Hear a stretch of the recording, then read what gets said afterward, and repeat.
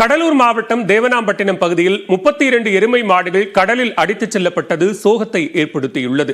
முதுநகர் பகுதியைச் சேர்ந்த கேசவன், கண்ணையன், குணா, மனோகர் உள்ளிட்ட 7 பேரின் 60க்கும் மேற்பட்ட எருமை மாடுகள் மேய்ச்சலுக்கு சென்றன. இந்த மாடுகள் தேவனாம்பட்டினம் பகுதியில் கெடிலம் ஆற்றின் முகத்வார பகுதியில் இறங்கியுள்ளன. அப்போது நீரின் வேகத்தை தாக்குப்பிடிக்க முடியாமல் 32 மாடுகள் கடலுக்குள் அடித்துச் செல்லப்பட்டன.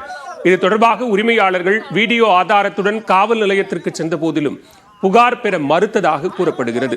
ஒவ்வொரு எருமை மாடும் 50,000 முதல் 60,000 ரூபாய் மதிப்புள்ளவை என்று கூறும் உரிமையாளர்கள் காவல் நிலைய புகார் இருந்தால் மட்டுமே நிவாரணத் தொகை வழங்க முடியும் என்று கிராம நிர்வாக அலுவலர் தெரிவிப்பதாக குற்றம் சாட்டுகின்றனர்.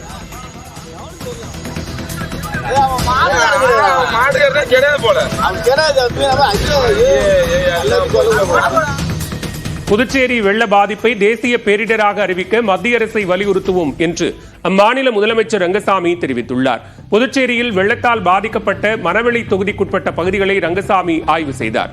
பின்னர் நியூஸ் 18 தமிழ்நாடு தொலைக்காட்சிக்கு பேட்டியளித்த அவர் வெள்ள பாதிப்பை தேசிய பேரிடராக அறிவிப்பது குறித்து மத்திய அரசிடம் வலியுறுத்துவோம் என்று கூறினார்.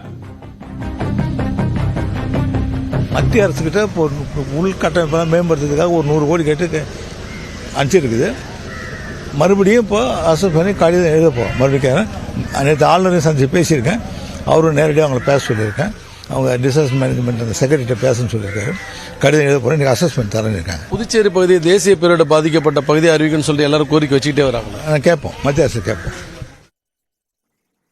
மகாராஷ்டிராவின் அடுத்த முதலமைச்சராக தேவேந்திர பட்னவிஸ் நாளை பதவியேற்க உள்ள நிலையில் விழாவில் பிரதமர் நரேந்திர மோடி பங்கேற்க இருக்கிறார். மகாராஷ்டிராவில் 288 தொகுதிகளை கொண்ட சட்டமன்றத்துக்கு அண்மையில் தேர்தல் முடிந்து பாஜக சிவசேனாவின் ஏக்நாத் ஷிண்டே பிரிவு அடங்கிய மகாயுதி கூட்டணி அமோக வெற்றி பெற்றது. எனினும் முதலமைச்சரை தேர்வு செய்வதில் இழுபறி நீடித்து வந்தது. 132 இடங்களில் வென்றுள்ளதால் தங்கள் கட்சியைச் சேர்ந்தவரையே முதலமைச்சராக தேர்வு செய்ய பாஜக விரும்பியது. இந்நிலையில் இன்று மும்பையில் பாஜக எம்எல்ஏக்கள் கூட்டம் நடைபெற்றது. அதில் கடந்த முறை துணை முதலமைச்சராக இருந்த தேவேந்திர பட்னவிஸை சட்டமன்ற குழு தலைவராக தேர்வு செய்ய முடிவெடுக்கப்பட்டது. இதனையடுத்து ஆட்சி அமைக்க உரிமை கோரி தேவேந்திர பட்னவிஸ் இன்று பகல் 3:30 மணிக்கு